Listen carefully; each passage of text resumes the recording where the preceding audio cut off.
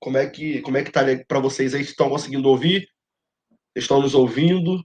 A apresentação tá na tela aí para vocês, tá tudo legal? Faz um joinha para mim, por favor. Beleza, o pessoal tá Todo mundo comentando ouvindo aqui, ali. todo mundo ouvindo. A imagem tá ok, gente? Na tela tá nítido aí para vocês, tá legal? A gente tá de casa, né, cara, com essa crise aí que a gente tá vivendo, então é o primeiro webinar que a gente faz assim, tá, gente? A gente geralmente, nós temos uma sala na empresa que a gente faz as gravações e então a gente está Está passando por essa inovando. experiência, está passando por essa É. experiência nova de fazer o webinar em casa, cada um no seu computador em casa. Então é importante esse feedback de que está tudo funcionando aí antes de a gente começar, né? Para não ter nenhum problema no meio do caminho. Fábio, obrigado aí. O pessoal está comentando aqui. Carlos César, Alexandre, obrigado aí. Som e imagem ok. Obrigado, gente. Vamos lá. Deixa eu só falar uma coisa aí para vocês antes. É, a gente imagina que esse webinar vai ser um pouco diferente, justamente por a gente está em casa, todo mundo, então acredito que a gente está um pouco mais à vontade para participar, para focar aqui de fato no webinar, sem ter nenhuma outra coisa nos tomando tempo. No nosso chat hoje, na nossa sala, tem alguns consultores nossos, tá, da Win, que podem estar respondendo aí as questões diretamente no chat. O Anderson está aí, que é o nosso responsável de vendas. Os nossos consultores de vendas, alguns estão aí no chat, tá, gente? Então podem ficar à vontade para fazer perguntas de toda a natureza, que a gente está preparado aqui para responder vocês, beleza? Bom, o pessoal está entrando ainda, graças a Deus a gente teve um número bem bacana de inscritos, foram 120 inscritos, então devagarzinho o pessoal está entrando. Vai dar 10h05 agora aqui, a gente vai iniciar, tá, gente? Bom, o pessoal vai entrando aí devagarzinho, vamos lá. Para quem ainda não me conhece, eu sou o Raoni Silva, sou responsável pelo departamento de engenharia da UIN Energias Renováveis. Hoje, junto comigo, está aí o Marcos Magalhães. Dá um oi para a galera aí, Marcos. Oi, O Marcos pessoal. Vocês estão ouvindo o Marcos também, né, gente? Estão me ouvindo? Todo mundo, né? Vai Dá precisar. um, Sou eu que vou dá, falar. isso Mais. aí. Dá um papo firme aí, por favor. Obrigado, André, Larissa, Anderson, obrigado aí pelo feedback. Então vamos lá. O Marcos é especialista técnico da nossa empresa também, com um vasto conhecimento do mercado solar fotovoltaico. Então a gente acredita que esse bate-papo hoje vai ser muito enriquecedor. Gente, falando rapidamente para quem ainda não conhece a Win, nós somos distribuidores de soluções fotovoltaicas. Nós distribuímos equipamentos, geradores, né? Famosamente conhecido como kit solar. E a gente tá preparado para atender Rio e Brasil. Nós temos uma estrutura de logística, temos um back-office extremamente competente e experiente para atender todo o território nacional.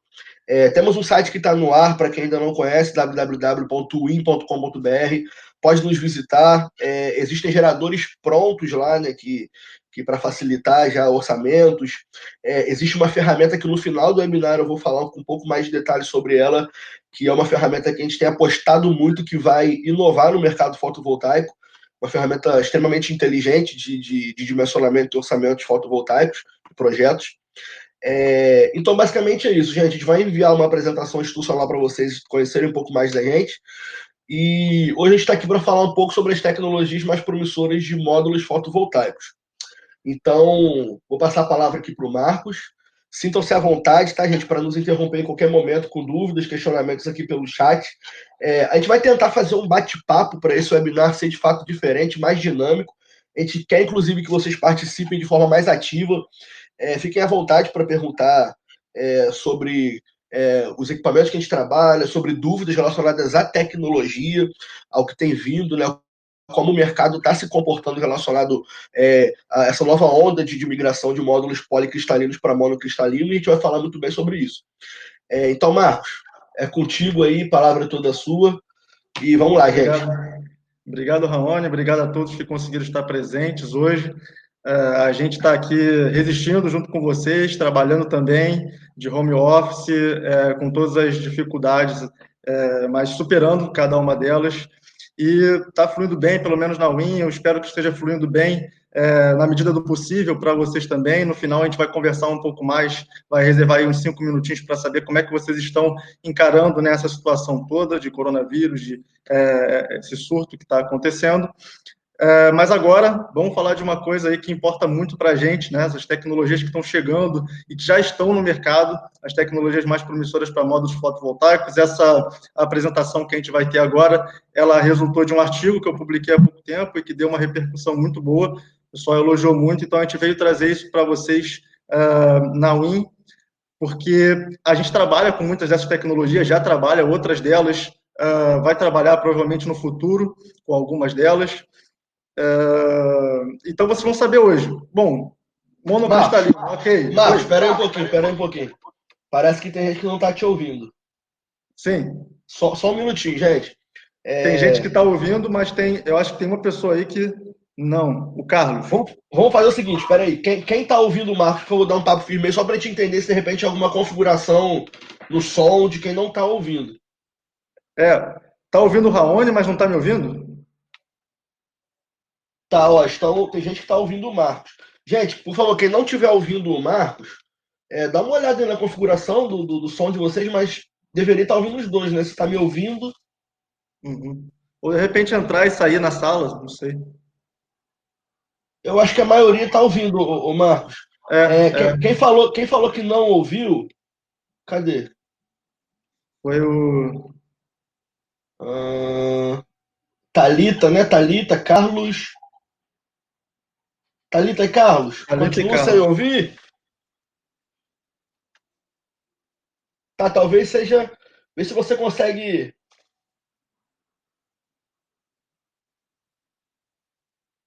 Exato, exato. Bom, vamos tocando aqui e a gente vai tentar resolver aqui no chat. Vamos lá, pode prosseguir aí, Marcos, por Perfeito. gentileza. Então a gente vai abordar alguns tópicos aqui. Monocristalino é melhor mesmo do que poli? Por que tem tanto módulo monocristalino no mercado hoje? RAFCell, 144 células, né? Tecnologia MBB, tecnologia PERC, e entre outras que vão chegar.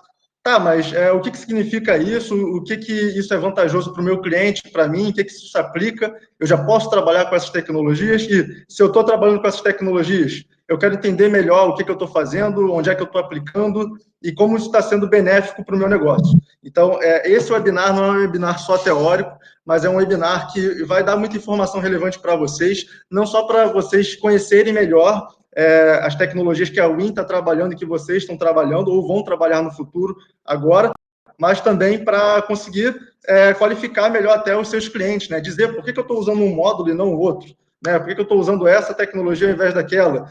O que isso vai te beneficiar? Tá bom? Então vamos começar. A gente vai começar pelo mais comum, né, que são os módulos monocristalinos, que na verdade já é uma tecnologia bem antiga, né? O módulo mono e poli, todo mundo já conhece. Só que o pessoal, nossos clientes, pelo menos, ainda tem muita dúvida. Muita gente ainda prefere trabalhar com módulo poli, porque dizem que o módulo mono ele ainda ele tem uma performance em alta temperatura que é pior do que o do módulo poli, por exemplo. Ou que o módulo mono é muito mais caro do que o poli. Então, tem algumas dúvidas que ainda restam que são consequência de como essa tecnologia funcionava há uns 2, 3 anos atrás, né? Ela tinha certas características que hoje ela não tem mais, né? Ela tem se melhorado, o processo de fabricação tem melhorado, então os preços estão mais competitivos, eficiência em temperatura, né? Performance em temperatura melhorou, a própria eficiência do módulo melhorou, e a gente vai falar um pouquinho do porquê. Para saber o porquê, primeiro eu queria só também abordar o processo de fabricação clássico de uma célula monocristalina e uma célula policristalina. Bom, o processo de fabricação é um pouco parecido, mas no começo ele é diferente para as duas, tá?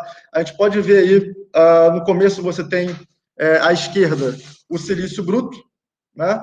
E indo aqui pelo caminho inferior, o processo de fabricação da célula policristalina. Então, pega todo esse silício bruto, coloca num forno, derrete, funde o silício, e depois esse silício fundido, ele é cortado em lingotes, né? São blocos retangulares, e esses blocos retangulares, eles têm, o silício, ele tem diversas camadas cristalinas, né, diferentes. Então, você pode ver aí na figura cores mais escuras, cores mais claras, porque a estrutura cristalina lá do silício ela é diferente, né, formando o que a gente chama de grãos. Então, aqui tem um grão, aqui tem outro, formando cores diferentes, e aí fronteiras entre os grãos formando esse padrão que a gente consegue enxergar ilustrado. Depois desse lingote fabricado, ele vai para o processo de corte dos wafers, né? Trefilação dos wafers. Então, nesse processo de trefilação, sai o quadrado, que vai formar a célula. Esse quadrado, né? Ele é organizado em fileiras, e essas fileiras entram num forno de difusão, tá? Onde esse forno vai aplicar impurezas, tá? Fósforo e boro, nessas células, formando, depois de aplicação dessas impurezas, as células fotovoltaicas. Então, antes eu tenho o wafer de silício, antes do forno. Eu tenho o wafer de silício cortado, né? Mas silício normal, com um certo grau de pureza. Entra no forno, ele recebe a impureza, ele recebe a dopagem, que a gente chama, dopagem P e dopagem N, com, por exemplo, fósforo e boro, e sai célula fotovoltaica. Pode ser uma célula fotovoltaica poli ou monocristalina. Então, indo pelo caminho de baixo, indicado por seta azul claro, é o processo de fabricação da célula policristalina.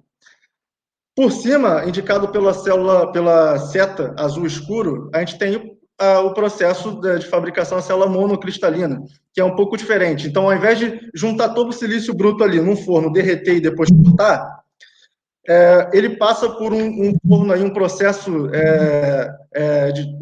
de uniformização, tá? do silício, ou seja, ele é derretido no forno, mas ao mesmo tempo tem um cilindro ali em cima rodando, que faz com que ele, que nem como se estivesse agitando massa de bolo, né? Então ele vai se uniformizando, toda a estrutura cristalina dele vai ficando igual, e depois ele sai desse forno, ele é cortado em lingote, onde o próprio lingote ele não fica completamente retangular, ele é parado nas arestas, né, formando chanfros, e depois é um lingote completamente uniforme, com apenas uma estrutura cristalina, por isso monocristalino, e a partir daí, do corte dos lingotes, é o processo normal, tá? Ele vai ser trefilado para formar os wafers, vai entrar no forno de difusão para dopagem PIN, dopagem com fósforo e boro, por exemplo, e vai formar, depois do forno, a célula monocristalina. Então, a primeira coisa que a gente percebe aí de diferença, né, tá no processo de uniformização, para a célula ganhar homogeneidade. Então, é esse processo aí que ele faz com que a célula monocristalina seja um pouco mais cara do que a policristalina. Mas ela fica uniforme. E essa uniformidade faz com que a carga elétrica flua melhor, sem barreiras, né, sem fronteiras entre grãos, ela flui melhor pela célula monocristalina. Então, antigamente, 2, 3 anos atrás, a diferença de preço da célula mono para poli era significativa, era bem significativa. Hoje, ainda existe diferença de preço, mas ela está mais próximo o preço de um módulo mono e um módulo poli, para a mesma potência. Vou passar aqui. Então, basicamente, o que eu falei, né, o funcionamento de uma célula fotovoltaica, só para vocês entenderem melhor, né, ela tem duas camadas, a camada P e a camada N, isso vai ser importante mais para frente, quando eu for falar de heterojunção. Ela tem uma camada P e uma camada N, a camada N é dopada com fósforo, e aí fica um elétron sobrando, o fósforo aí indicado pelo átomo verde no retículo, nesse quadrado cristalino aí de silício. Ele fica com um elétron a mais, porque ele tem 5 elétrons e o silício tem 4. Ele fica com uma carga negativa, um elétron sobrando ali, livre. E a célula que é dopada com boro, o boro tem 3 elétrons só, ao invés de 4, fica com uma carga faltando, um elétron faltando, então ela fica positiva. Então aí eu tenho aí, com fósforo, é uma superfície, uma camada negativa, e com boro, uma camada positiva. Né? As duas juntas formam a célula fotovoltaica. A gente consegue perceber visualmente a diferença entre uma célula mono e uma célula policristalina. Antes era mais fácil perceber porque a célula policristalina dava para ver ainda os grãos, né, como está nessa imagem.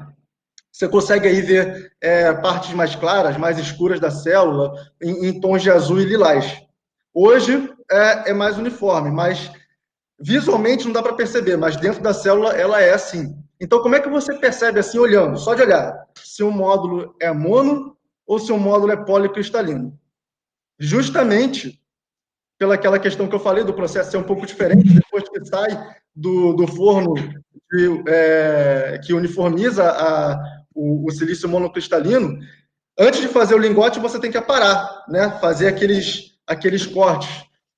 E por isso, a célula monocristalina ela tem um chanfro, que a célula policristalina não tem. Então, a gente consegue ver aí embaixo, à direita, né? Embaixo, a célula monocristalina tem os chanfros, e ela é toda uniforme. E em cima, a célula policristalina não tem chanfro, ela pode ser visualmente reconhecida. Antigamente, a gente mostra aí um exemplo de módulo antigo, monocristalino. A célula era redonda, né? É bem feio, né? Você olha, parece que é pouco eficiente, muita luz sendo desperdiçada aí, porque a célula tem pouca célula e muita estrutura, parece, né? Mas com a melhoria no processo de fabricação, as células foram se enchendo, né? Esse chanfro foi ficando menor e está ficando cada vez menor. E o novo módulo monocristalino é assim, ainda com chanfros, ainda dá para ver, mas a eficiência da célula é bem melhor e a superfície também ativa do módulo é bem maior em relação ao que era antes. Assim você consegue ver a diferença entre um módulo poli e um mono. Alguma questão aí, alguma coisa, observação? Pessoal, relembrando que vocês podem mandar via chat aqui os questionamentos que a gente vai parando durante a apresentação para responder, tá? Então, ô Marcos, só para a gente vir fazendo um apanhado do que a gente está falando, né, pontualmente aqui, não deixar nenhuma informação se dispersar ao longo desse bate-papo nosso. Havia uma preocupação, né, no mercado e as pessoas que já trabalham no segmento há algum tempo, desse fato dessa migração do mercado, né, de policristalino para monocristalino. Como isso aconteceria? Existiam muitos estudos, muitos discursos, e que de fato sempre foram muito pertinentes, inclusive, de que o módulo monocristalino era um módulo que não poderia ser usado no Brasil, que ele era em relação ao módulo policristalino, ele era um módulo que tinha muitas perdas, se discutia muito sobre a necessidade de fazer uma tropicalização, por exemplo, do módulo, né, que ele era muito interessante para países frios, em que não Frio, tinha... né? Europa. Exato, que não tinha esse clima tropical que a gente tem no Brasil, porque falava-se muito, né, que a estrutura da célula monocristalina era uma estrutura de célula que era muito mais sensível à variação de temperatura do que o módulo poli. Ou seja, em aplicações de alta temperatura, existiriam muitas perdas envolvidas. E, gente, isso de fato era pertinente, porém, o que a gente vai abordar aqui ao longo do treinamento, você vai ver que com tecnologias novas de fabricação, isso começou a meio que ficar equiparado, né? Tanto que hoje a gente consegue trazer, a gente consegue comprar, importar módulo monocristalino de forma muito competitiva, né? Você não tem nenhum tipo de oneração dentro de um projeto, dentro de um orçamento. Se você for comparar módulos mono e poly, falando financeiramente, né, hoje. Então a gente já está num cenário de que é positivo a utilização de um módulo monocristalino no Brasil por conta do avanço das tecnologias, e ao mesmo tempo é financeiramente, economicamente competitivo. Só essa pontuação, Marcos. Vamos prosseguir. Perfeito, Raoni. E por que o módulo monocristalino pode ser usado no Brasil sem problema, num país tropical, um país com muito calor? A temperatura de operação do módulo vai chegar lá a 70 graus, 80 graus. Por que Sim. que isso hoje não impacta na operação do módulo monocristalino? Porque hoje, né, o módulo monocristalino ele tem um coeficiente de temperatura né, a perda de potência por temperatura que eu estou falando, né, muito parecida com o coeficiente de temperatura do poli. Antes não era assim. Antes eu tinha um coeficiente de temperatura do poli, por exemplo, menos 0,39% por grau. Então ele perde 0,39% de potência a cada grau que se eleva, enquanto o módulo monocristalino tinha menos 0,45. Então ele perde mais potência para uma temperatura mais alta. Isso não é vantajoso para um país que é muito quente. Mas hoje a gente já consegue ver que os coeficientes são bem parecidos. Inclusive, o coeficiente, se você for olhar a datasheet do módulo monocristalino, é igual ou um pouco menor do que o dos módulos poly. Por exemplo, o módulo poly está menos 0,37% de perda de potência por grau, e o módulo mono está menos 0,36%, ou seja, 0,01% a menos. Ou seja, o desempenho em alta temperatura do módulo mono, hoje, ou está igual, similar, né, ou um pouco melhor do que o poly. Então, juntando isso com a similaridade do preço e o aumento da eficiência dos módulos monocristalinos, faz com que eles sejam muito mais competitivos, e a perspectiva para frente é que se use cada vez mais mono ao invés de poly. Potência maior, eficiência maior, desempenho em alta temperatura melhor. Exato. Só parando aqui para responder, o Vitor Soares, ele fez duas perguntas aqui. Esses chanfros, a primeira, esses chanfros tendem a não existir mais da poly? Na verdade, esses chanfros aqui, Vitor, se refere ao módulo monocristalino, não ao poly. Tá? Mas se você for pegar lá desde da estrutura de como era o módulo monocristalino para como ele é hoje, você vê que essas arestas, né, elas ficam cada vez, esses chanfros nas laterais das arestas aí, eles ficam cada vez menores. Então, por exemplo, a gente utiliza mais área dentro do módulo, mais área onde você tem a incidência de radiação solar, que você, obviamente, depois converte tudo isso em energia elétrica, do que antigamente, como o Marcos pontuou muito bem aí, né? Se você reparar aí nessa imagem da esquerda, lateral, do módulo monocristalino, você consegue meio que já entender e imaginar que a eficiência dele seria bastante inferior, por exemplo, à eficiência desse módulo ao lado dele, na direita. Justamente porque a área de captação, a área onde está incidindo radiação solar é muito maior. Ou seja, meio que você otimizar a área que pode ser aproveitada dentro de um mesmo espaço quadrado, ali, de um mesmo metro quadrado. Uma outra pergunta aqui. A tendência mundial, ainda do Vitor, é diminuir a fabricação do poly, desta forma viabilizando o mono? Vitor, sim, cara. A gente tem muito contato com os maiores fabricantes do mundo de módulos, né? A gente recebe eles em nossos escritórios constantemente para tentar fechar parceria, fazer negociações.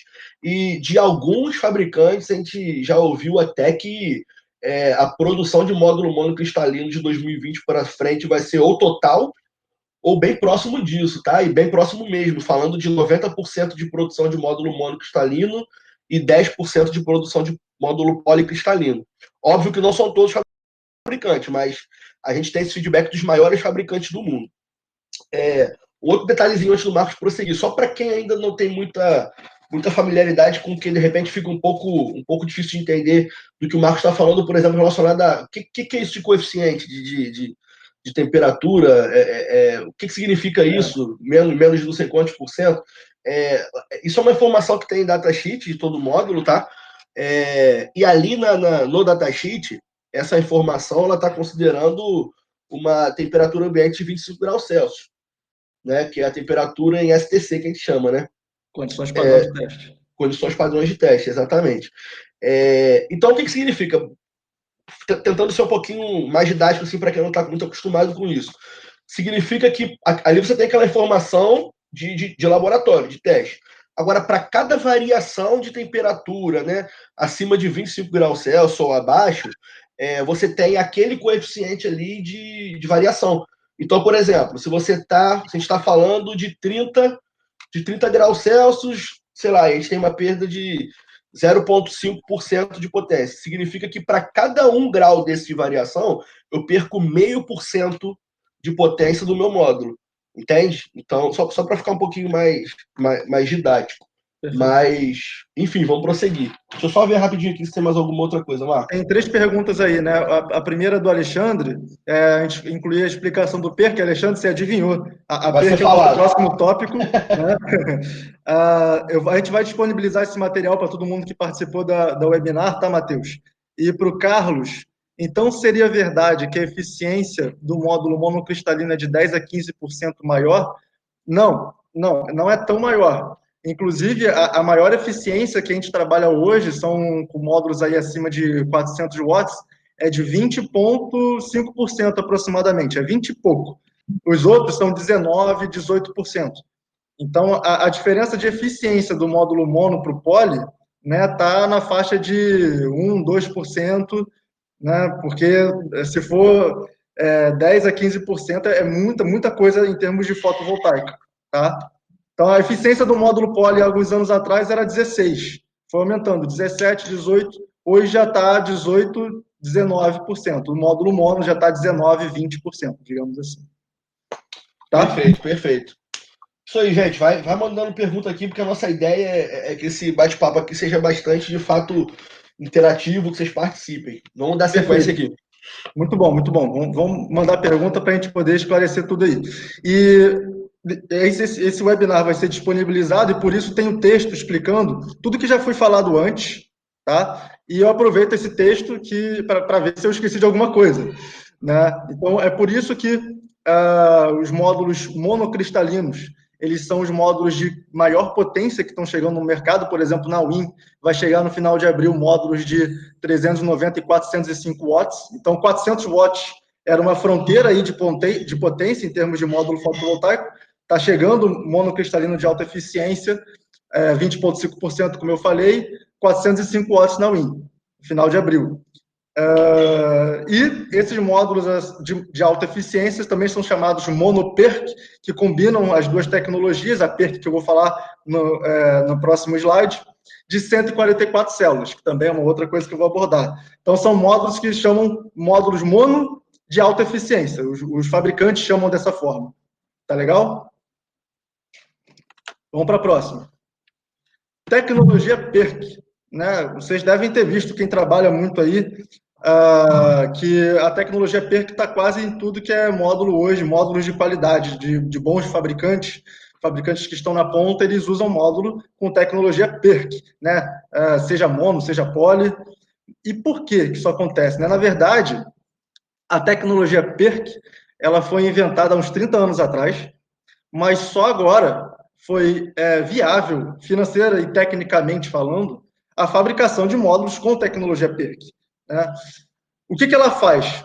PERC significa Passivated Emitter Rear Cell, em inglês. Enfim, é uma camada passiva que é incluída na célula. O que significa? Significa que a célula, ela normal, a célula convencional, como está mostrando na esquerda aí, ela funciona dessa forma. Ela tem uma camada P e uma camada N, né, no wafer de silício, e lá no fundo dela tem um contato metálico, tá, que é responsável por coletar as cargas e trazer para o contato frontal, né, fechando o circuito. Né? Ela tem um circuito que em cima tem os barramentos, e embaixo tem o contato metálico, que é uniforme lá, como se fosse uma chapa metálica, e aí a gente fecha o circuito em cima e embaixo. A PERC, ela é o seguinte, ela adiciona nesse contato metálico inferior, tá? Uma camada passiva que faz com que a luz que chega no fundo da célula, ela seja refletida. E o que isso significa? Chegam vários fótons, né, várias partículas de luz na célula fotovoltaica. Algumas dessas partículas, né, de luz vão interagindo com as cargas elétricas dentro da célula, vão gerando movimentação elétrica, vão gerando corrente, produzindo energia, só que uma boa parte dessa luz chega lá no fundo da célula sem ter interagido. Numa célula normal, isso aconteceria e essa luz ia ser absorvida ali pelo contato metálico, ela ia ser desperdiçada, ia ser energia desperdiçada, e ainda ia aquecer o contato metálico, aumentando a temperatura da célula. Com a tecnologia PERC, isso não acontece. Ela chega lá embaixo, ela é refletida com essa camada de passivação que interage com a luz e reflete ela, e quando ela é refletida, a luz ela tem uma segunda possibilidade, uma segunda chance de interagir com os elétrons e gerar carga, gerar corrente, gerar energia. Isso maximiza o aproveitamento energético da célula com a mesma quantidade de luz, porque você está dando duas chances para ela recombinar, para ela gerar recombinação eletrônica. E, como um segundo benefício, a temperatura da célula está diminuindo, porque a luz que era absorvida antes gerava calor, aumentando a temperatura da célula. E como o Raoni já falou, aumentando a temperatura, a célula perde um pouco de potência, tá? Perde um pouco de eficiência. Então, você aumenta a absorção de luz, aumenta a produção de energia, consequentemente aumentando a eficiência e reduz, né, a sobretemperatura da célula. Tá bom? Então, muitas vantagens para uma tecnologia que é aparentemente simples, né? A gente falando assim, é coisa simples, muda o fundo da célula ali. E, diferentemente do módulo monocristalino, você não consegue ver. Olhando assim o módulo, se ele é PERC ou se ele não é. O mono e o poli você consegue olhar, tem o chanfro ali, você consegue saber quantas células o módulo tem, se ele é mono, se ele é PERC, se ele é mono, se ele é poli, mas você não consegue saber se ele é PERC ou não. Tem que olhar o datasheet, tem que olhar lá a classificação dele no site do fornecedor, que vai estar escrito se ele é PERC ou não. Então, temos perguntas aí. Temos. Deixa eu pontuar aqui de cima para baixo. Uhum. Vamos lá, o que a gente não respondeu aqui ainda. Poderia, por favor, comentar sobre temperatura de operação do módulo versus tipo de estrutura metálica, perfil de 55 milímetros, 55 centímetros, no caso, né? Leandro, Marcos quer falar? Não, pode falar. Vamos lá. Existe realmente uma vertente que fala sobre a aplicação desses módulos em telhado de chapa metálica, né? Estrutura metálica, que de fato é uma superfície que ela absorve mais calor, ela acumula mais calor e trabalha em alta temperatura. Porém, foi quem que fez a pergunta? Desculpa, Leandro. Esses módulos, principalmente os módulos monocristalinos com tecnologia PERC, eles são módulos que, de fato, eles absorvem, além de eles conseguirem trabalhar em alta temperatura, eles absorvem menos essa temperatura, de fato. Então não há problema, não sei se a sua pergunta foi essa, se existe algum tipo de problema na temperatura de operação do módulo a ponto de comprometer, por exemplo, a eficiência, seria isso? Você quer saber? Se for. Cadê? Leandro, se a pergunta estiver sendo isso, pelo menos eu não conheço, não tenho nenhum relato de que exista um comprometimento na operação do módulo por conta da telhado de chapa metálica. Esse perfil de 55, esse perfil que você está falando de 55 centímetros, é aquele perfil de plano, né? Na verdade, que ele fica muito próximo ao telhado. Porém, eu acho que ainda assim, se você, por exemplo, numa telha trapezoidal, na chapa metálica trapezoidal, nas águas mais baixas, você continua ainda tendo circulação de vento, onde vai dissipar o calor, fazer a temperatura reduzir. Então, eu acredito que não comprometa a eficiência do módulo em condições ali de operação. Pelo menos não vi nenhum relato até hoje, não sei se o Marco já ouviu alguma coisa relacionada a isso, sobre perda de eficiência atualmente falando, né, com a tecnologia tão avançada dos módulos. Eu desconheço. Marcos, tem alguma coisa a falar sobre isso? Assim, todo módulo tem, quanto maior a temperatura do local, da instalação, o módulo tem uma leve perda de produção de energia, sim, mas eu não acho que seja significativa, né, você optar por uma estrutura que seja mais afastada do telhado, tá, para ter mais circulação de vento, até porque acho que isso não é recomendável por questão de robustez mesmo da instalação. A boa prática, na minha visão, sempre optar por usar aquela estrutura com módulo bem próximo, né, do telhado cerâmico, da chapa metálica, da telha de fibrocimento, para evitar o efeito do arrasto do vento, porque a gente tem que lembrar que uma estrutura fotovoltaica ela tem que durar 25 anos ou mais, tem que durar mais. Então, todo ano lá, épocas de vento mais forte, chuva forte, vai estar o vento lá causando aquele arrasto e, né, sobrecarregando aquela estrutura e o próprio telhado.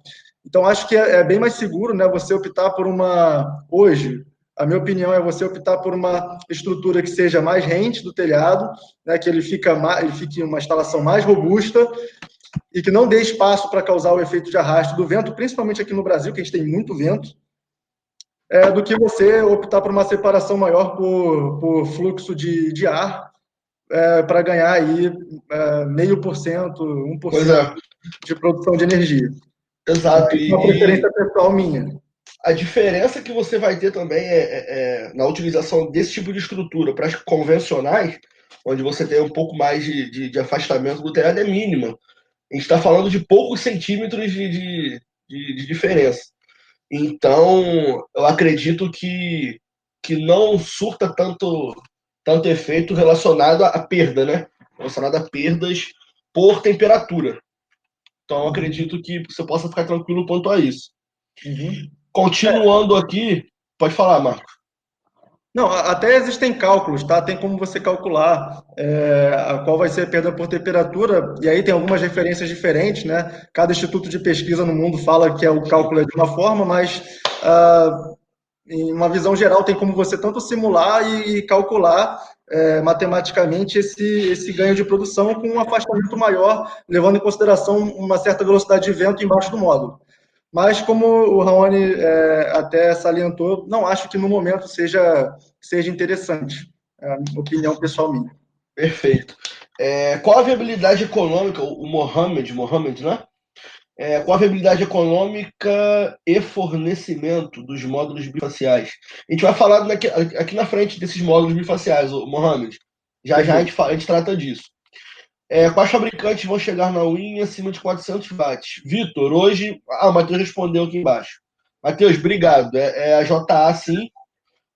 Esses módulos eles vão chegar para a gente em breve.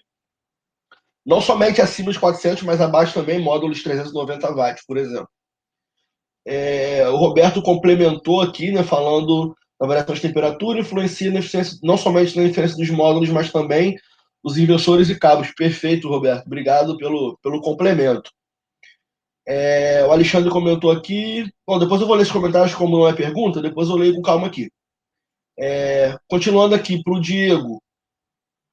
Cadê? Essa Essa tecnologia. tecnologia PUC tende a elevar muito o preço dos painéis hoje ou hoje não influencia muito? Diego, não, cara. É relacionado aos módulos policristalinos da mesma potência, ou de potências próximas, né? E, obviamente, né, comparando entre módulos do mesmo fabricante, porque a maior variação talvez seja quando você compara fabricantes diferentes e tudo mais, mas não, isso não é tão sensível. Hoje os módulos monopork, eles são igualmente competitivos com as outras tecnologias que já são disseminadas. Uhum. O Victor fez um outro comentário aqui. Já é uma realidade, perfeito. O módulo monocristalino ele já é uma realidade no mercado. Exatamente. Uhum. A última aqui do Ronaldo. Essa estrutura muito rente ao telhado. Não vão acabar não vão acabar aquecendo os projetos com o microinversor? Ronaldo, aí sim é um outro ponto. Tudo bem que assim não é o foco aqui, mas só para a gente falar rapidamente sobre isso.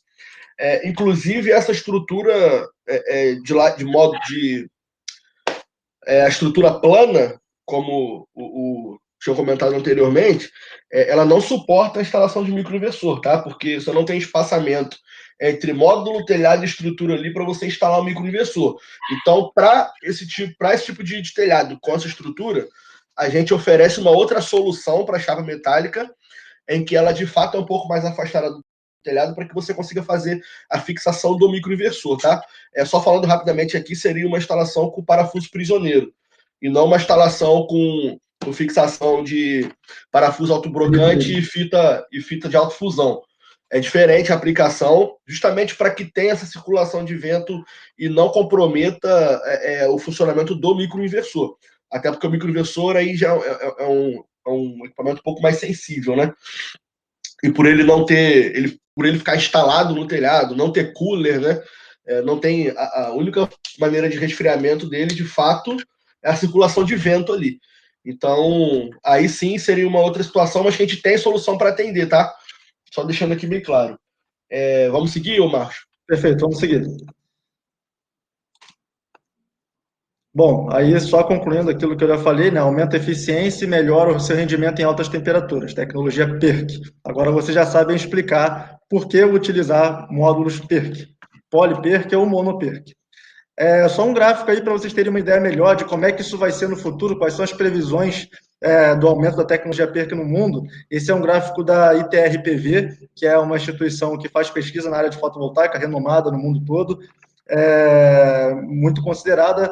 A gente consegue ver aí em 2019, né, o último dado que eles têm, que a tecnologia BSF, que é o módulo tradicional, né, ocupa uns 40%, 43% do total de módulos fabricados no mundo, enquanto a PERC já tinha superado, estava por volta de 45%, 46%. Visualmente, assim, olhando os números. Então, a PERC em 2019 já tinha superado um pouco a tecnologia tradicional. Mas em 2021, no ano que vem, a previsão é que esse domínio seja total, né? A PERC está lá com 70% da produção, praticamente, e o resto está dividido entre outras tecnologias. A BSF vai morrendo e está entrando lá em cima a heterojunção, que a gente ainda vai falar hoje aqui, e entre outras a divisão ali de tecnologias que já estão sendo fabricadas em larga escala.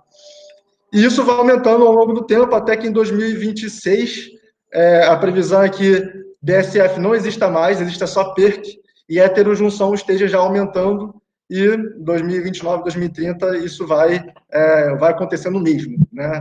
O que aconteceu de PERC para BSF vai acontecer, talvez, né, de heterojunção para PERC. Então, para vocês terem uma referência aí de escala, né, ordem de grandeza, quanto que vai aumentar, quão rápido. Daqui a pouco a gente só vai usar módulo PERC, a Win já está usando só módulo PERC. Vamos avançar.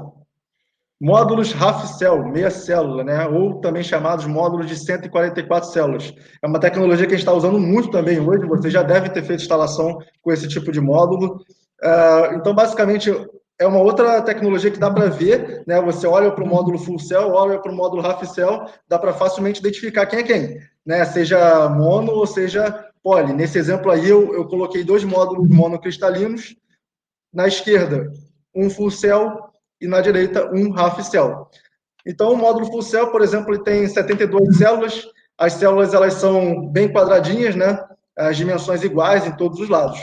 No módulo half cell, as células elas têm a mesma largura, mas metade da altura. Tá? Ao invés de ter uma célula grande, você divide ela em 2 e forma conjuntos, né? Você consegue dividir o painel, um módulo com o mesmo comprimento e largura, que na imagem não está, né? Mas vamos supor um módulo com o mesmo comprimento, as mesmas dimensões, você consegue bipartir ele, fazer 2 segmentos do módulo, dentro do próprio módulo. Uma parte dele é um conjunto de células, de 72 células também, tá? Que nem no módulo half cell, que tem 72 células, no módulo full cell, mas no half cell, um conjunto em cima com 72 células, divididas ao meio, e embaixo, outro conjunto de 72 células. Qual é a vantagem disso? A vantagem é que você tem 2 módulos em um, tá? A corrente produzida em cada segmento do módulo, ela é metade do que a corrente do módulo full cell. Então, se o módulo full cell produzir aí 10 amperes na capacidade nominal dele, o módulo half cell vai produzir 5 amperes e 5 amperes embaixo. E no final, essas correntes elas vão se juntar. Que os 2 segmentos do módulo, eles são paralelizados internamente, tá?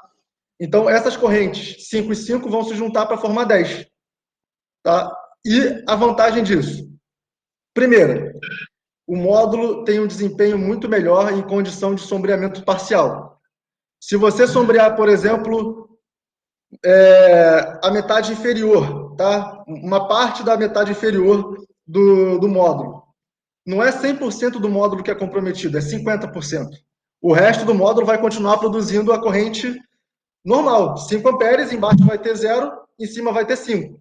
Se você sombrear, sei lá, uma fileira só do módulo, em um dos segmentos, sombreou uma célula, tá? Se tiver uma sombra realmente forte e uma célula só, o módulo perde 1/6 de potência, ao invés de perder 1/3.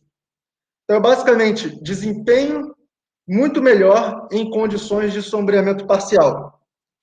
Outra, por ter menos corrente em cada segmento do módulo, o sombreamento parcial ele causa um efeito chamado hotspot, tá? Em qualquer módulo. Tá? No módulo full cell, é assim: uma das células é sombreada, aquela célula que foi sombreada, a corrente, como ela tem menos espaço para passar por aquela célula, ela dissipa mais calor e aquela célula aquece. Ela pode chegar a 100 graus, ultrapassar 100 graus de temperatura. Sol com sombra em uma célula. E essa sobretemperatura da célula vai prejudicar o rendimento do módulo e vai diminuir a vida útil dele. Ao invés dele durar 25 anos, ele vai durar menos. Não sei quanto menos. 20, 15, vai depender da severidade do problema. Se esse problema não for identificado e corrigido rápido, por exemplo, se for uma sombra local ali, se o módulo não for limpado ou não, a sombra não for retirada, aquele hotspot vai gerar uma degradação do módulo. Porque o módulo full cell tem uma corrente de 10 amperes. Então, são 10 amperes percorrendo ali a célula por um espaço muito estreito. No módulo half cell, são 5 amperes. Então, tem menos dissipação de calor, né? A sobretemperatura é menor e o fenômeno do hotspot é muito minimizado. Praticamente, o hotspot no módulo half cell ele não degrada muito o módulo, tá? Então, ele não vai reduzir a vida útil do módulo, o módulo ele fica muito mais robusto a hotspot. Então, a segunda consequência. E a terceira vantagem é que, por ter corrente menor em cada segmento, a dissipação de calor ômica, ou seja, a perda de energia nos condutores, nas próprias células, é menor, tá? Porque a dissipação de energia é proporcional ao quadrado da corrente. E se eu diminuo a corrente pela metade, então eu tenho uma economia eu tenho 1/4 da dissipação que eu tinha antes. Então, a performance a eficiência do módulo half cell, a eficiência global do módulo half cell também é maior. A eficiência da célula pode ser a mesma, é a mesma, né? O material é o mesmo, só que a célula está pela metade. A eficiência da célula é igual, só que a eficiência global do módulo é maior, porque a corrente é menor e as perdas ômicas, as perdas nos condutores lá são menores.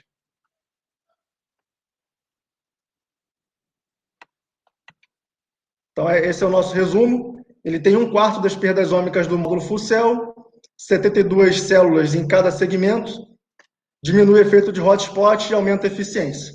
Desempenho em condições de sombreamento parcial. Tem dúvidas aí, pessoal? Vamos lá, deixa eu.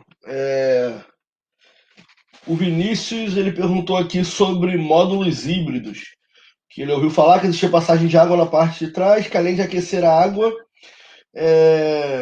resfriaria o módulo pela troca de calor com a água. Já ouviram falar disso? Sabe se realmente existe e a quantas andam? Bom, Vinícius, eu já ouvi falar assim, de fato existe, mas comercialmente isso ainda não é utilizado. Na verdade, assim, eu acredito que esse seja um assunto que ele está em expansão. Ele está em desenvolvimento, em expansão. Os que existem e que eu ouvi falar não são competitivos, economicamente, financeiramente falando. Então, acho que é uma tecnologia que ainda está em teste, em fase de expansão, mas existe. Não sei se o Marcos tem uma visão diferente disso, não sei se você já ouviu falar também, Não, Até onde eu vi dessa maneira. É uma tecnologia que está em expansão. Eu conheço uma ou duas startups que trabalham com esse tipo de módulo, tá? Existe, já é comercialmente disponível, mas não está aplicado em larga escala porque ainda não chegou naquele custo-benefício competitivo. Mas para assim, projetos diferentes, né, já existe em algum lugar, né? Tem startups trabalhando com isso. Perfeito. Tem mais duas perguntas aqui embaixo, uma do Carlos. Então, para o dimensionamento do meu projeto, muda nos cálculos ou continua padrão? Carlos, a forma como você elabora o projeto, ela não muda. Os cálculos, as contas, elas permanecem da mesma maneira, você vai dimensionar o projeto da mesma maneira. O que vai acontecer é que, naturalmente, quando você começa a migrar as tecnologias, você está falando de equipamentos mais eficientes, você vai entender que, de repente, para atender um mesmo projeto que antes você precisaria de uma quantidade maior de equipamento, de repente, falando de módulo, né? Falando somente de módulo agora nesse momento. Para um projeto que você talvez dimensionasse com módulos policristalinos, você vai passar a utilizar a menor quantidade de módulo, de repente, porque você vai ter uma maior eficiência dentro de uma mesma área em metro quadrado. Então, assim, a forma como você vai dimensionar e elaborar o seu projeto, ela não muda. O que você vai perceber é de fato que você vai estar falando de produtos, de equipamentos, de módulos mais eficientes, o que vai fazer você enxugar estrutura física no seu projeto, né? Então, basicamente isso, não muda E até a complementando forma como aqui, calcula.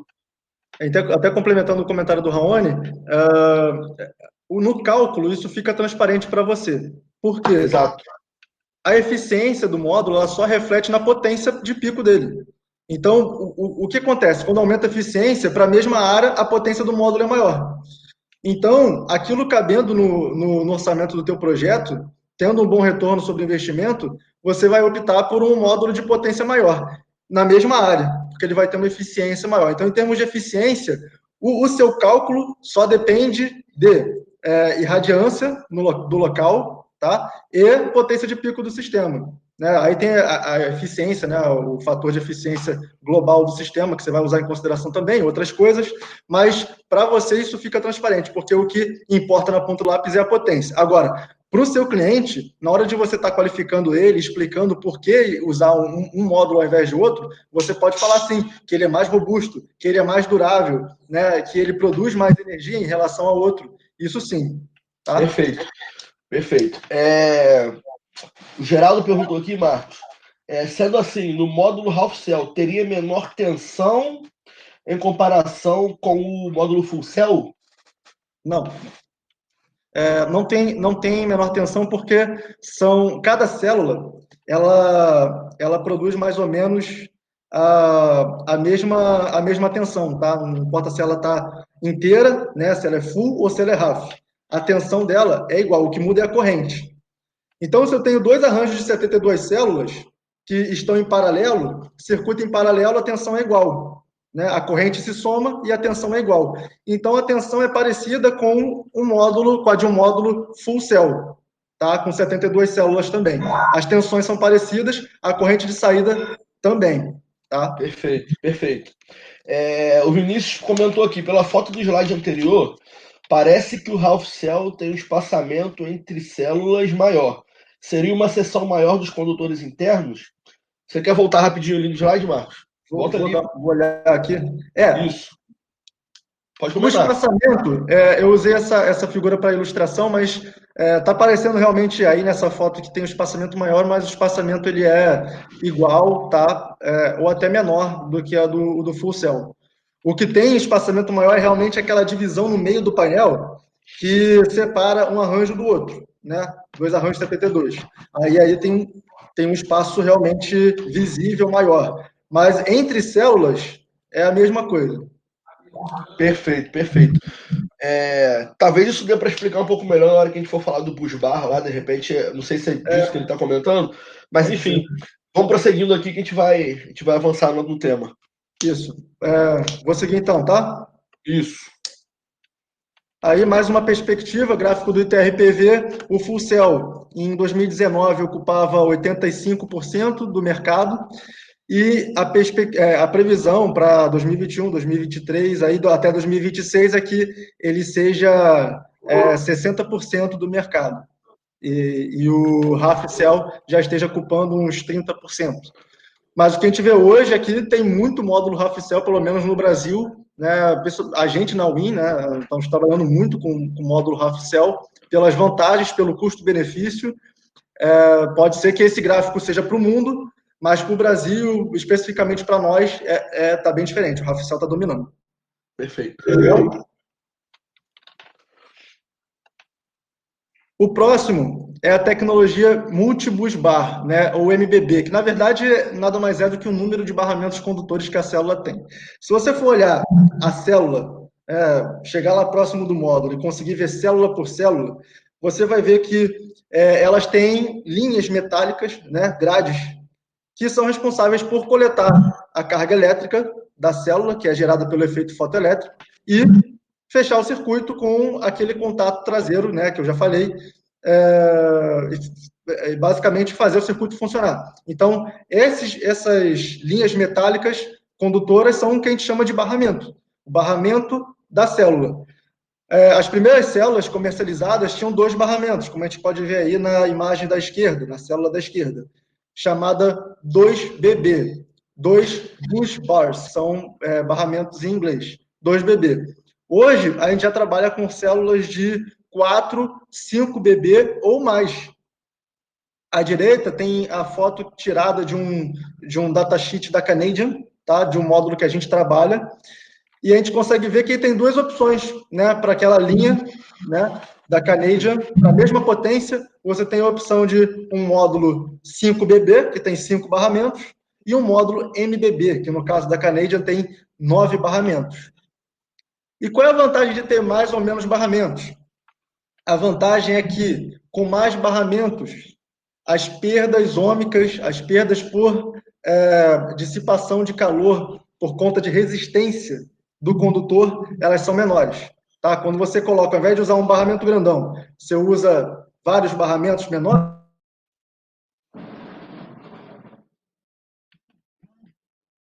tem uma perda menor, menos dissipação de calor e, consequentemente, uma eficiência maior. Tá bom? Além disso, também reflete, como o half cell, reflete em robustez. Por quê? Vocês devem saber que os módulos, durante o transporte, ou eventualmente, se alguma coisa bater no módulo, sei lá, alguma coisa cair em cima do módulo e a célula, né, fletir, pode surgir o que a gente chama de microfissuras. Né? Essas microfissuras, elas são rachaduras mesmo, né, dentro da célula. E elas comprometem a circulação de corrente. A corrente não circula pelas microfissuras, ela contorna a célula e sai pelo outro lado. Quando você divide uma célula em uma célula de 2BB, de 2 barramentos, é uma célula que está dividida em 3, certo? Tem o terço da esquerda, o terço do meio e o terço da direita. Se ocorrer uma microfissura na extremidade direita da célula, essa extremidade vai estar comprometida, aquela região vai estar comprometida, mas a região do meio e da esquerda não. Tá? Então, a célula vai estar, ela tem uma robustez ali delicada. Se você ocorrer uma microfissura, perde um terço da célula. Uma célula com 5BB, com 5 barramentos, ocorrendo microfissura, você tem uma segmentação de 1, 2, 3, 4, 5, 6. Você perde um sexto da célula. Então, você consegue segmentar mais a célula, consequentemente, o teu módulo é mais robusto em relação à microfissura. Tá? Então, maior eficiência e maior robustez em relação à microfissura.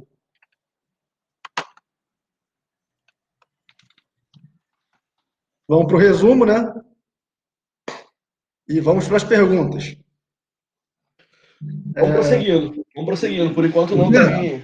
Por enquanto não tem. É bom que a gente dá uma acelerada aqui nos slides. Tá legal. Vamos lá. Beleza. Então, a tecnologia de barramento vai aumentar também. Quanto mais barramento, melhor, praticamente. Então, a gente consegue ver aí 3 barramentos sumindo, 4 barramentos aumentando no mercado 5 barramentos dominando em 2021, né? E 2019 já estava dominando. E ainda mais nos próximos anos, até as 6 ou mais barramentos irem tomando lugar. Então, para vocês terem uma visão de mercado. Próximo agora, uma tecnologia que a gente não está trabalhando agora aqui na UIM, mas pode vir a trabalhar no futuro. É a tecnologia de módulos bifaciais. Vocês já devem ter ouvido falar, alguém perguntou aí. O que são módulos bifaciais? Né? São módulos que, ao invés de ter só uma camada ativa, né, ou seja, só a superfície superior da célula produz energia, e tem o contato metálico lá no inferior, você tira esse contato metálico e coloca mais uma superfície ativa no inferior da célula. Então, ela tem 2 superfícies ativas, 2 camadas ativas. É como se fossem 2 células. Pega 2 células e vira uma para outra, juntou. Isso é módulo bifacial. Tá? E por que isso é vantagem? Primeiro, porque isso não aumenta tanto o preço da célula, porque o processo de fabricação é igualzinho, né? Só naquela parte da dopagem é que ele vai dopar dos 2 lados. Tá? Isso tem um certo aumento de custo, mas não é tão grande, e reduzindo com o tempo. E, em caso de grandes usinas, principalmente, você tem estruturas como essa, rastreadores de 1, 2 eixos, ou sem rastreador, estrutura fixa, de solo. A radiação de albedo, ou seja, a radiação refletida do solo, e chega nos módulos fotovoltaicos, pode produzir um ganho de energia em até 30%, segundo os fabricantes. Então, ao invés do módulo de 400 watts, ele vai produzir 450, 460 watts, com o mesmo sol, a mesma radiação. Porque, justamente, a radiação que está sendo refletida do Sol no solo está voltando, está batendo por trás ali do módulo e está aumentando a produção de energia dele, porque a camada ativa traseira está produzindo também, junto com a camada ativa dianteira. E então, no datasheet, se você pegar um datasheet da Canadian, por exemplo, de módulo bifacial, você tem não só a potência, né, do módulo, mas você tem a potência esperada dele, não só em condições de STC, condição padrão de teste, mas também com ganhos de potência de acordo com a irradiação de albedo. Né? Então, você tem aí a potência de 10%, 15%, 20%, 30%. Qual a potência que ele produz e quais são os outros parâmetros dele. Tensão de circuito aberto, corrente de curto-circuito. Todo o resto, tudo muda quando você tem um ganho por conta do bifacial. Então, é uma tecnologia que está sendo interessante no momento muito para grandes usinas. Tá? Ela tem sido optada para algumas grandes usinas, sim. Ainda mais quando o solo ele é claro. O solo é areia ou é um outro solo muito reflexivo.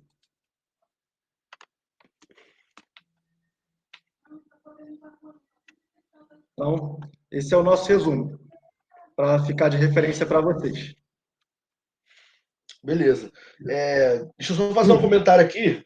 O nosso marketing aqui tá me cobrando, que eu não falei isso ainda. Para quem puder aí postar nos stories que está assistindo esse webinar, que a gente vai repostar dentro da nossa página aqui, vai divulgar vocês, divulgar a empresa de vocês, que vocês estão com a gente aí nesse webinar acrescentando. Beleza, galera? Então quem puder, posta aí nos stories do Instagram que está acompanhando esse bate-papo aqui com a gente, que a gente vai repostar. Beleza? Desde já agradeço a vocês.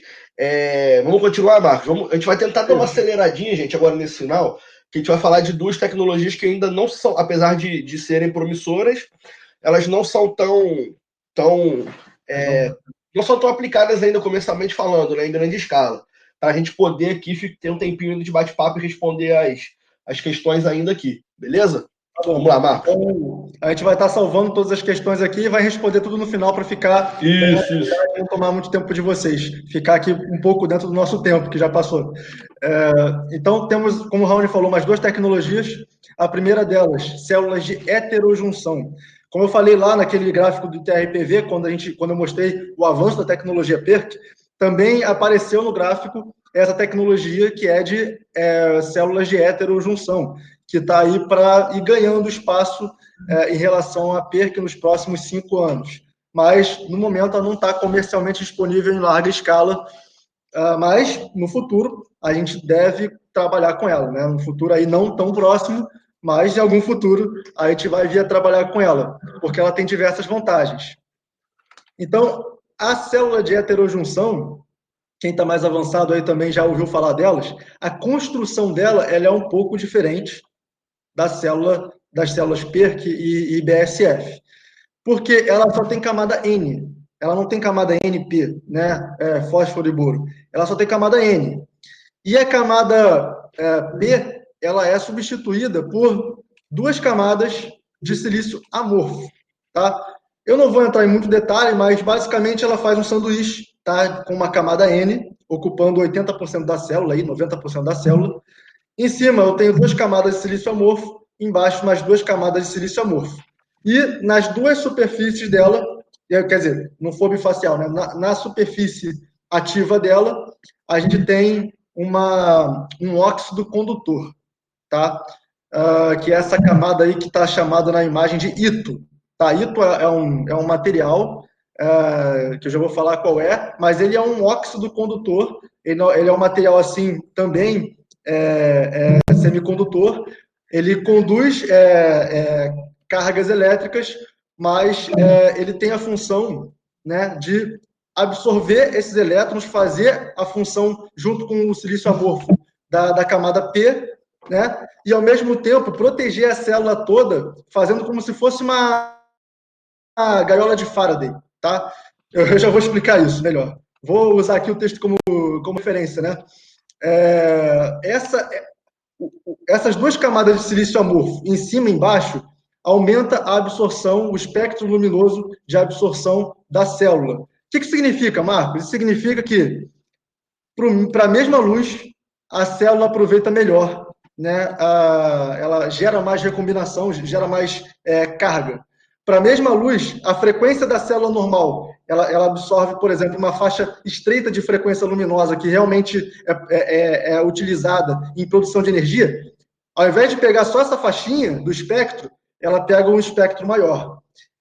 Então, ela pega aí mais frequências luminosas, né? Como vocês sabem, o Sol ele emite diversas frequências de radiação, antes do infravermelho até depois do ultravioleta, né? E a célula fotovoltaica tradicional pega só um espectro, né? Uma parte dessas frequências para converter em energia, e essa célula de heterojunção, por causa do silício amorfo, pega um espectro maior, utiliza melhor a luz que está chegando, e isso é convertido em eficiência. Eficiência maior, melhor produção de energia.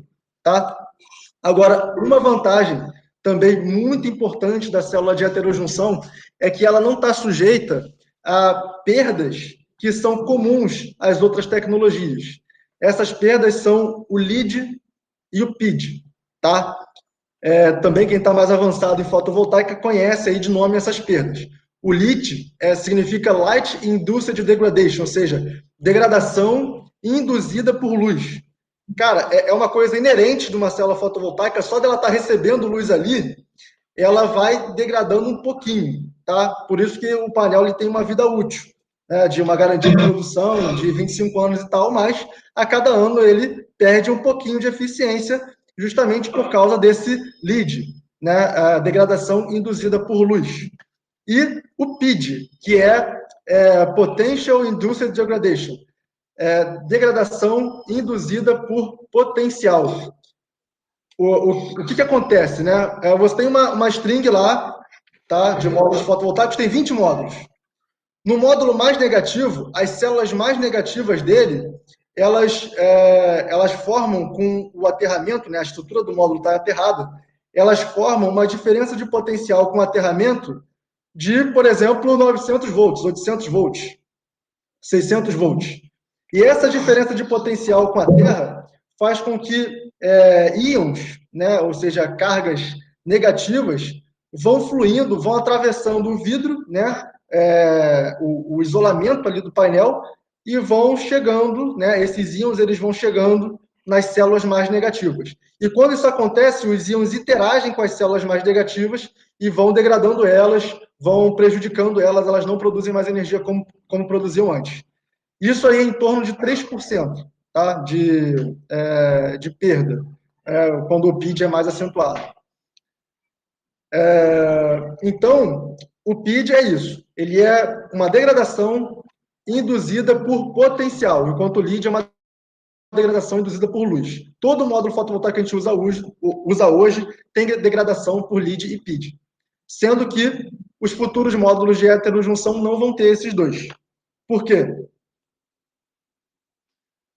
Porque justamente aquela camada que eu falei de ito, né, do óxido condutor em cima dele, faz como se fosse uma gaiola de Faraday. Toda célula ela está protegida por essa camada de óxido condutor. Então, qualquer carga, né, qualquer aumento ali, qualquer fluxo de carga que tenha na superfície da célula, ele vai ser dissipado pelo óxido condutor. Então, não vai mais chegar na célula, lá no N, né, no silício. O óxido condutor ele vai dissipar esses íons e não vai deixar com que o PID ocorra. Ele vai impedir o surgimento do PID. Não vai ter mais essa perda. Enquanto o LEED, ele acontece... Vou avançar aqui mais um. Opa, é aqui atrás.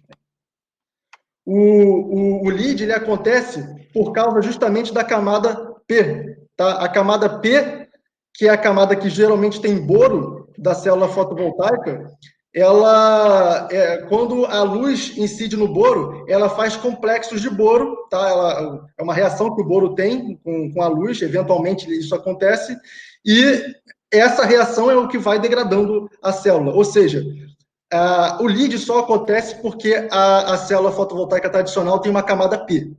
A camada N não acontece nada com ela, mas a camada P ela vai degradando com a luz, por causa do boro, que forma complexo químico complexo de boro.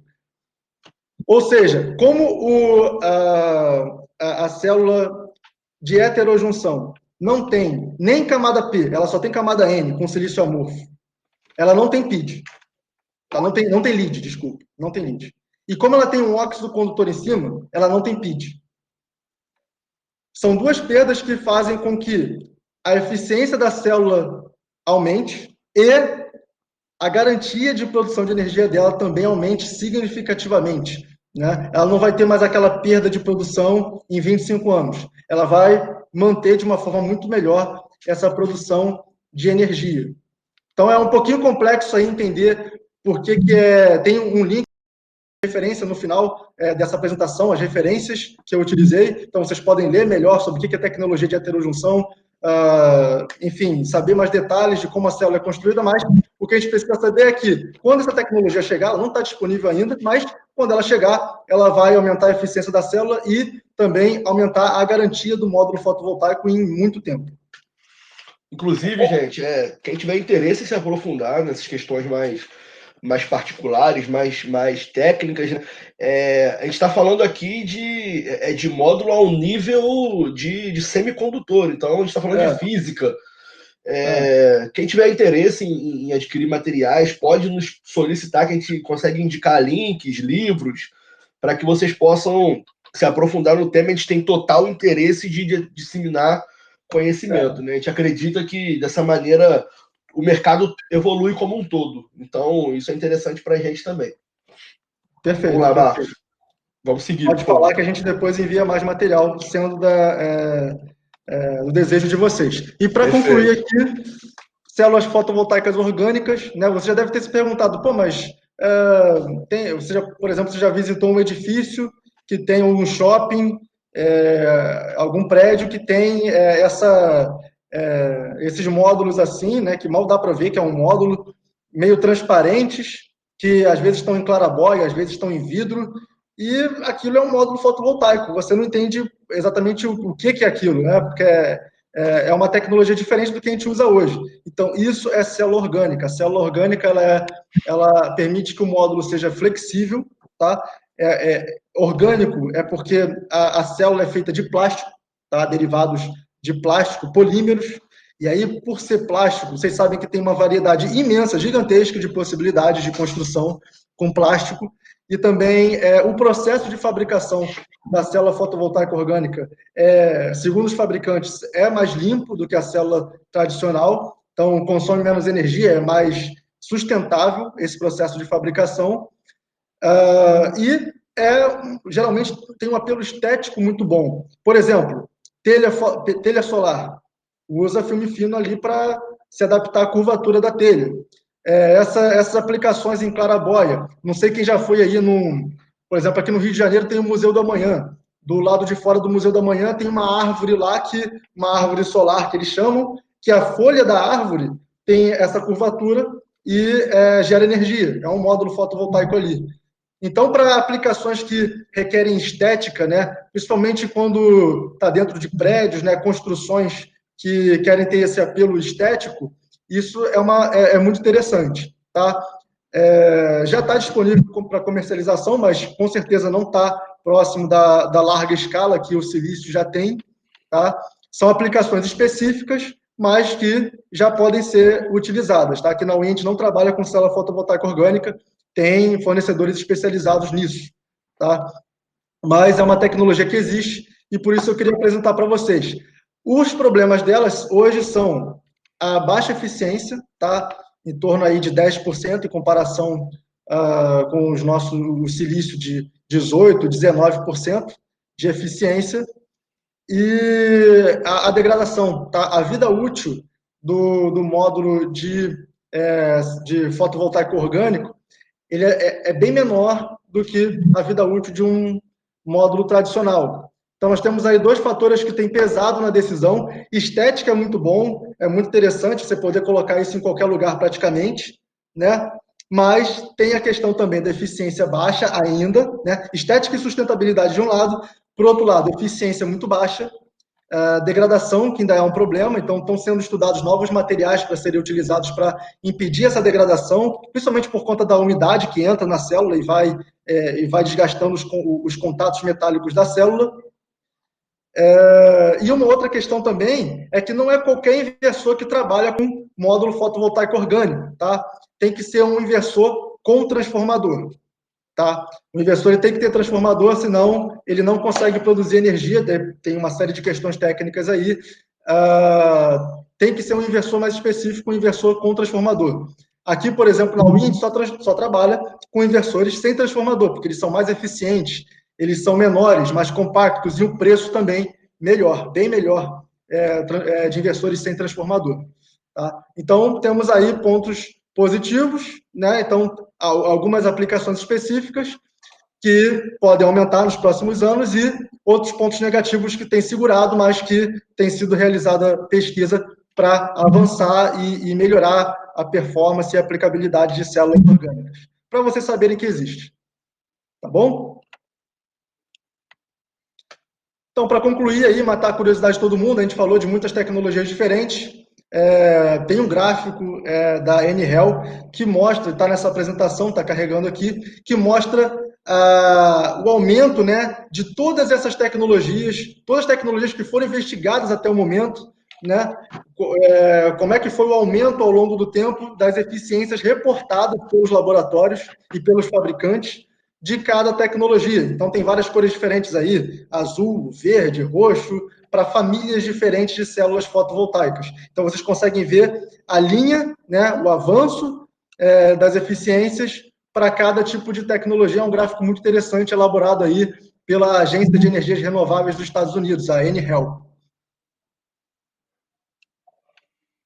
Eu não sei porque está demorando a carregar, mas... Mas essa é o último slide, a gente pode aí, né, o Raoni, partir para as perguntas. Ele seria o último slide. Eu não sei por que não está carregando, mas deixa eu O tentar outro está voltar carregando? aqui. Não, peraí. Que bom que era o último slide. Mas... Ainda bem que era o último. Se acontecesse no meio, era um problema. Não sei, talvez seja a conexão, enfim. Mas vamos aproveitar aqui então. Vamos ver se enquanto ele tenta carregar aí, a gente vai respondendo aqui as últimas perguntas que a gente não respondeu. Marcos, eu vou para a gente tentar acelerar, eu vou lendo e você vai pontuando aí, tá bom? Uhum. Vamos lá. Essa tecnologia, deixa eu ver se é uma coisa antes dela. Vamos lá. O Diego Evaristo perguntou aqui: essa tecnologia é possível ser ele está falando da heterojunção, né? É possível ser aplicada junto com a tecnologia bifacial? Caso não seja possível, qual seria a com maior eficiência? Pode pontuar, Marcos. Acredito que sim, tá? É o maior fabricante do mundo da tecnologia heterojunção, inclusive que tem a patente dessa tecnologia, é a Meyer Burger, é uma fabricante alemã, se não me engano.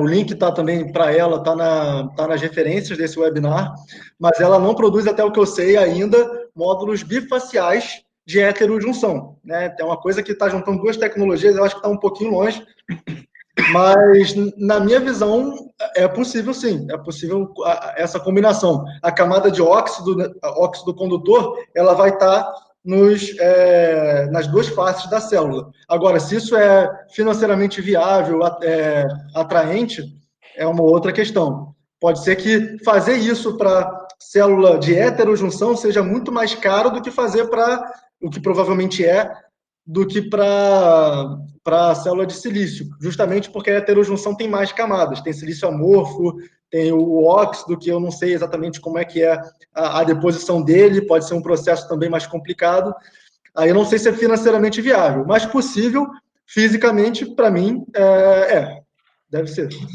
Beleza, vamos continuar aqui. A maioria dos módulos possuem a tecnologia anti-PID, certo? Pode comentar, Marcos, por favor. Não digo que a maioria tem função de anti-PID. Os fabricantes têm cada vez mais tentado aumentar, tá, o isolamento do painel, né, do vidro, junto com a camada antirreflexiva, para reduzir o efeito do PID. Mas ele não assim, os fabricantes até chamam de anti-PID, mas eu não acho que é uma nomenclatura adequada, tá? Pode ser, né? Pode ser. Anti-PID, na verdade, para o módulo é que o isolamento lá é maior, ele reduz o efeito do PID, mas nunca por completo. Tá? Ele pode reduzir de 5 para 4, de 5 para 3%, mas o PID continua existindo, tanto que a degradação, né, a projeção de vida útil dele. PID não, desculpa. Estou falando de lead aqui, né, de vida útil. Mas o PID ele ainda vai continuar existindo. É A interessante função até anti-PID. comentar. Oi. Pode falar, pode falar. Uma E só eu função comentar. anti-PID que eu até acho que faz mais sentido chamar dessa forma é a de alguns inversores, né? Exato. Por exemplo, O Marcos, peraí. oi, Antes de você comentar isso, o próprio Mohamed até pontuou. Ele fez essa pergunta e logo embaixo ele pontuou. Vou falar agora porque faz parte disso. Ele falou: ou inversores com transformador que fornecem à noite uma tensão reversa para diminuir o PID. Aí sim, perfeito. Pode continuar falando, Marcos. Pode concluir, porque acho que você ia entrar nisso agora. perfeito. Então, módulo anti-PID existe, o fabricante adota essa nomenclatura. Agora, eu acho mais adequado para quando ela se aplica a inversores, inversores com função anti-PID. Perfeito. O que um inversor com função anti-PID faz? Durante a noite, né, quando o sistema tem uma tensão zero, né, os módulos têm tensão zero, o inversor automaticamente identifica que a tensão foi para zero e ele injeta uma tensão, ele é alimentado pela rede, né, o inversor está sendo alimentado pela rede, ele tem um gerador, né, um conversor de potência ali, que injeta uma tensão positiva no terminal negativo do arranjo. Então, para cada string do inversor, o terminal negativo dela recebe uma tensão positiva do inversor em relação ao terra. Né? Então, tem um conversor lá que está ligando no terra e no negativo. Quando chega de noite, ele aplica uma tensão lá positiva entre o negativo e o terra, justamente para eliminar esses íons que já estavam trafegando, né? E equilibrar em termos de cargas elétricas os módulos. E ele faz isso a noite toda, e de dia funciona Perfeito. normalmente. Então, ele é um opcional justamente para os inversores maiores da Solis, por exemplo. Ele já é um opcional nos inversores maiores da Solis. A gente tem que comprar já com essa função. Perfeito. O Christian, ou Christian Anderson, me corrija aí se eu tiver pronunciado errado, ele fez uma ressalva aqui, comentou um acréscimo, ele falou: os filmes fotovoltaicos são uma grande aposta. Porém, a eficiência na geração ainda é baixa. Porém, muito prática para prédios ou estruturas grandes. Mas é uma oportunidade. Parabéns pelo webinar, está topíssimo. Pô, cara, Obrigado. muito obrigado, obrigado. A gente que agradece aí pela Agradeço a participação participação. e a gente fica feliz com esse tipo de feedback, é importante para a gente.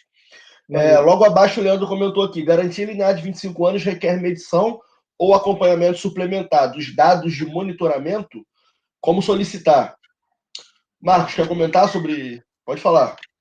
Você pode fazer a medição, sim, no cliente após um certo tempo, mas isso geralmente acontece quando os sistemas mais antigos que estão instalados lá na Alemanha, por exemplo, os fabricantes já tinham garantia, só que a garantia era menor. Uma vez que o cliente percebe que a produção de energia média anual dele está diminuindo muito, ele pode solicitar uma medição para ver qual é a produção de energia do módulo. Então, vai ser feito um comissionamento, uma medição de eficiência do módulo, e aí a eficiência do módulo caindo abaixo da garantia do fabricante, aí essa garantia pode ser acionada. Mas, geralmente, isso é feito ao longo do tempo. O cliente percebendo isso, né, ou o próprio integrador percebendo isso, ele estiver monitorando o cliente, ele pode fazer sim uma medição para verificar se está dentro das condições que o fabricante garante.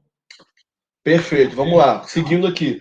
O Leandro, ocorre perda de garantia devido a furos no frame para fixação e aterramento? Marcos, comentar? Sim. Ocorre perda de garantia justamente porque a estrutura ela já vem com um furo de aterramento, tá? Ela já tem lá os furos para você conectar o cabo de aterramento, sempre com terminal de alumínio, né? Então você não pode furar o módulo, porque além de você estar fazendo uma interferência na estrutura dele, né? O furo pode não ser perfeito, porque uma coisa é o furo em fábrica. O painel está lá na linha de produção, ele tá bem seguro, é furado pontualmente ali nos pontos corretos. Outra coisa é você, no campo, pegar e furar o módulo. Então, o furo pode sair na diagonal, pode acontecer qualquer coisa ali que impacte na estrutura dele. E outra coisa é que, muitas vezes, o alumínio ele recebe ele recebe um tratamento superficial para justamente minimizar o efeito da corrosão. Além da liga de alumínio, às vezes ele é anodizado, então ele tem uma camada lá, um tratamento superficial para minimizar o efeito da corrosão. Se você fura o painel, acabou com essa película. Então você rompe o isolamento dele, outro motivo de perder a garantia. Tá legal? Perfeito. Última pergunta aqui, o Henrique. Rapaz, verdade. O Vinícius está lembrando aqui que lá em cima o Henrique perguntou sobre a tecnologia sem MBB, né? Na verdade, sem múltiplos bar. E ele queria que a gente comentasse um pouco sobre. Sim, essa tecnologia, ela na verdade, o bus barless, se chama.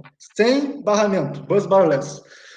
Ela está um pouco longe de chegar, mas é o seguinte, os módulos, num futuro, de certa forma, distante, eles não vão ter mais barramento em cima. Eles vão ter só a camada de óxido. O próprio óxido, ele já vai fazer a função de condutor. Então, a carga vai sair lá das camadas ativas e vai percorrer esse óxido. Esse óxido, ele é transparente, tá? Então, ele deixa toda a luz passar e reagir no interior da célula, ao mesmo tempo que ele conduz as cargas elétricas, substituindo aí o barramento, e por ser óxido, praticamente não tem perdas ômicas. Elas são bem reduzidas. No futuro, os módulos devem ser bus barless, né? Depois do MBB, vai vir o bus barless, sem barramento. Tá legal? Boa observação. Beleza. Gente, o Carlos está agradecendo aqui, dando parabéns pela palestra, muito completa, aprendi muito. Cara, isso aí pra gente é um feedback excepcional, a gente agradece pelo tempo de vocês estarem aqui. A gente está chegando no final, eu só queria fazer algumas pontuações aqui que são importantes para a gente enquanto operação, enquanto empresa. De repente, não sei o que a Lídia acha, a Lídia está aí nos acompanhando na sala do nosso marketing, se existe alguma forma deles mandarem algum feedback para a gente sobre como está o funcionamento deles enquanto integradores, com toda essa questão que a gente está vivendo hoje aí sobre o coronavírus. Não tem como não falar sobre isso, porque impacta diretamente na nossa produtividade, nas nossas operações. E nossas, quando eu falo, a gente win, vocês integradores, empresas, né, instaladoras. Então, inclusive, a gente queria até fazer, na verdade, um apelo aqui, dizer para vocês que a gente está à disposição, tá, gente? A gente está trabalhando, ninguém parou de trabalhar na Win. No grupo All Nations, ninguém parou de trabalhar, nós estamos trabalhando a todo vapor, apesar de ser home office, né? mas para a gente não muda absolutamente nada.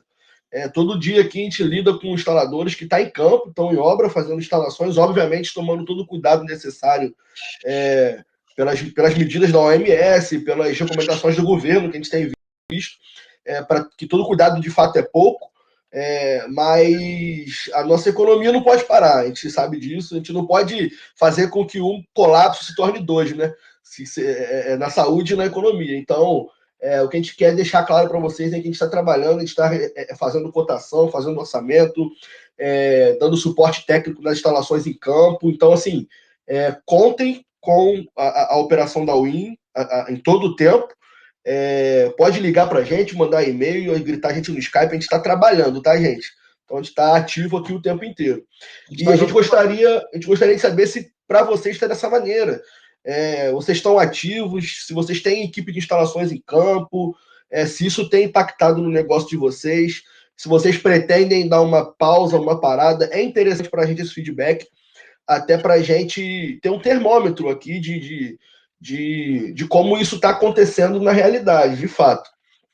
Então, assim, se quiserem mandar um feedback disso para a gente por e-mail, por WhatsApp de algum consultor, que se vocês já são clientes nossos, por favor, façam isso, é importantíssimo para a saúde da nossa operação, que vocês nos dêem esse feedback, que sejam parceiros da gente, que nós sejamos parceiros de vocês também.